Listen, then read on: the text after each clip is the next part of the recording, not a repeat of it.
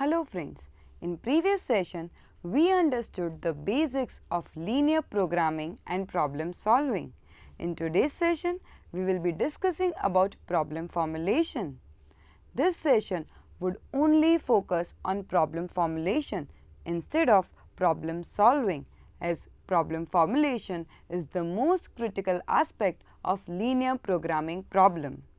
In problem formulation, we will focus on translating real-world problems into the mathematical equations of a linear program and converting the solution into a graphical solution to understand it more clearly pictorially. This section introduces you to the process of formulating linear programs. The basic steps in the formulation are: the first one, identify the decision variables. Second, formulate the objective function. Third, identify and formulate the constraints. And lastly, a trivial step but one should not forget is writing out the non-negativity constraints. The only way to learn how to formulate linear programming problems is to do it. So, consider the following example problem. But before starting, I would like you to make a note that this graphical solution and the computer interpretation is a lengthy one, and hence we will see how to identify decision variables and objective function as well as plotting those on graph in this session, whereas the graphical feasible solution and other variable interpretations would be looked into the next session. We will be discussing about the famous lumber mill problem. A lumber mill can produce pallets or high quality lumber. Its lumber capacity is limited to its kiln size. It can dry 200 MBF per day. Similarly, it can produce a maximum of 600 pallets per day. In addition, it can also process 400 logs per day through its main saw. Quality lumber sells for Rs 490 per MBF and pallets sell for Rs 9 each. It takes 1.4 logs on an average to make 1 MBF of lumber and 4 pallets can be made from 1 log. Of course, different grades of logs are used in making each product. Grade 1 lumber logs cost Rs 200 per log and pallet grade logs cost only Rs 4 per log. Processing costs per MBF of a quality lumber are Rs 200 per MBF and processing costs per pallet are only Rs 5. How many pallets and how many MBF of lumber should the mill produce? Let us now solve this problem. The first step in formulating this problem is defining the decision variables. In this case, this step is fairly straightforward. Ask yourself, what do I need to know in order to solve the problem? Then read the last sentence of the question in the problem description. The problem here is to determine the number of pallets and the number of MBF of lumber to produce each day. Thus, the decision variables will be P is equal to the number of pallets to produce each day and L the number of MBF of lumber to produce each day. The next step is to formulate the objective function. First, consider what the manager of this mill would probably want to do. A common mistake here would be to assume that the objective is to maximize the daily revenue. The problem with this objective is that it ignores the cost of production. A more appropriate objective function would be to maximize the daily net revenue, taking into account both costs and the revenues. Now, we must translate this verbal objective into a mathematical function. Remember, the objective function must be a linear function of the variables. This means that the objective function must have the general form as maximize z equal to Cp into P plus Cl into L. Now, consider the units of the variables and the parameters. the objective is to maximize daily net revenues. So, the units of Z must be rupees per day. The units of P are pallets per day and the units of L are MBF per day. Therefore, the units of CP must be rupees per pallet and the units of CL must be rupees per MBF. The coefficient CP should give the net revenue per pallet and the coefficient CL should give the net revenue per MBF of lumber. A pallet sells for rupees 9. The production cost per pallet is rupees 5. To calculate the raw material cost, the log cost per pallet, note that it takes 1/4 logs to produce one pallet and that each log costs rupees 4. The net revenue per pallet is therefore CP rupees per pallet is 9 rupees per pallet minus 5 rupees per pallet minus 1/4 logs per pallet multiplied by 4 rupees per log, which gives us rupees 3 per pallet.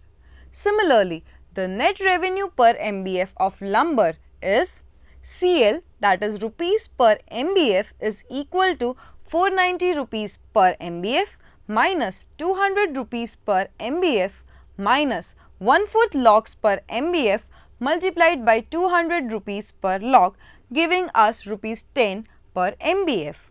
We have now completed the formulation of the objective function.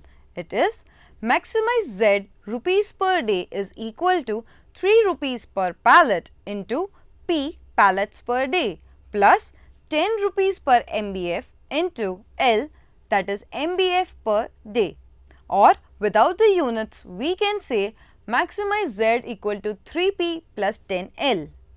The next step is to identify and formulate the constraints. When formulating class examples, read the problem carefully to identify any statement that imply some kind of limit on what you can do. Limits on what you can do will typically be represented by less than or equal constraints. Greater than or equal constraint will typically be needed when there is a minimum level of something that is required. Of course, in a real world situation, you will have to think harder because the constraint will be less obvious. Often, an unrealistic solution to an initial formulation will be your best clue that some real world constraint has been missed. In the current example, the first constraint mentioned is the kiln size. Kiln capacity limits the total daily production of lumber to a level less than or equal to 200 MBF per day. This constraint can be written simply as L MBF per day is less than equal to 200 MBF per day in kiln capacity constraint. Note that the coefficient of the variable L in this constraint is 1 and the coefficient of P is 0. The next constraint mentioned in the problem description is the maximum capacity for pallet production. Since a maximum of 600 pallets can be produced in a day, this constraint can be written as P pallets per day is less than equal to 600 pallets per day in pallet capacity constraint. In this constraint, the coefficient of P is 1 and the coefficient of L is 0. The third and final constraint mentioned in the problem description is the maximum number of logs that can be processed by the main saw. This constraint is more difficult to write than the previous two, where only one variable was involved and the coefficient were either 0 or 1. As with the objective function, formulating this constraint is much easier if you keep in mind the units of right hand side of the constraint and the units of the variables. The units of the right hand side of this constraints are logs per day. Since the units of the variable P are pallets per day, the units of the coefficient on the pallets variable must be logs per pallet. Similarly, the units of the coefficient on the lumber variable must be logs per MBF. Knowing the units of the parameter can be a tremendous help when you are trying to figure out what a parameter value should be.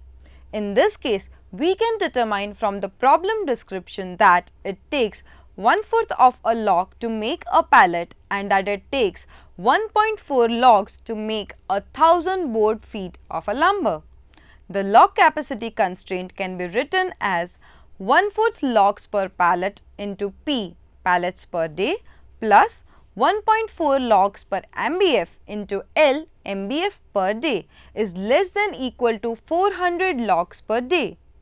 The only constraints remaining are the non-negativity constraint. P, that is pallets per day, is greater than equal to 0 and L, that is MBF per day, is also greater than equal to 0. Now, the entire linear programming problem can be written as following.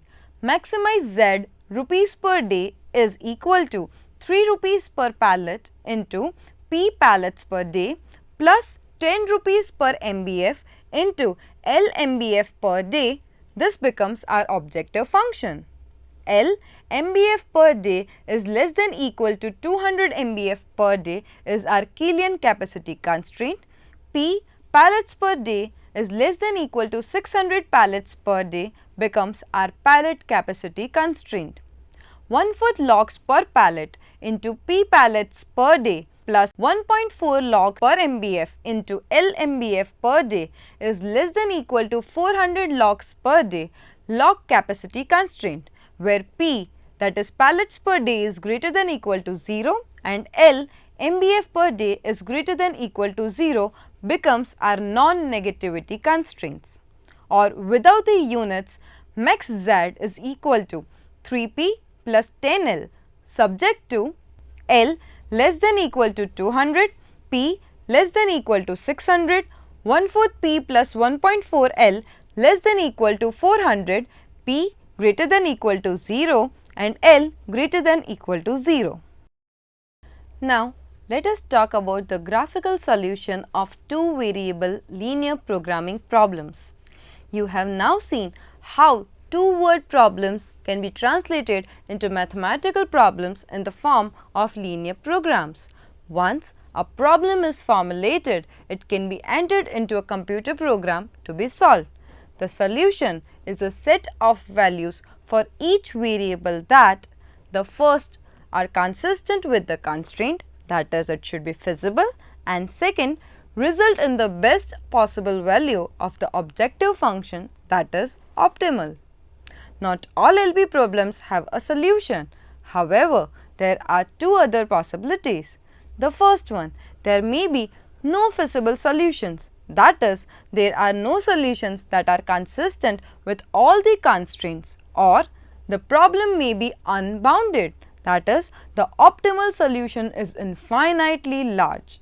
If the first of these problems occurs, one or more of the constraints will have to be relaxed. If the second problem occurs, then the problem probably has not been well formulated, since few, if any, real world problems are truly unbounded. As mentioned earlier, we will not be too concerned with how the computer solves linear programming problems. However, it is useful to solve a couple of simple problems graphically. This method only works with the problems that have two variables, so obviously it has limited applicability. However, seeing the graphical representation and solution of LP problem will help you understand more intuitively what a LP is and how it is solved. Let us start by solving the lumber mill problem.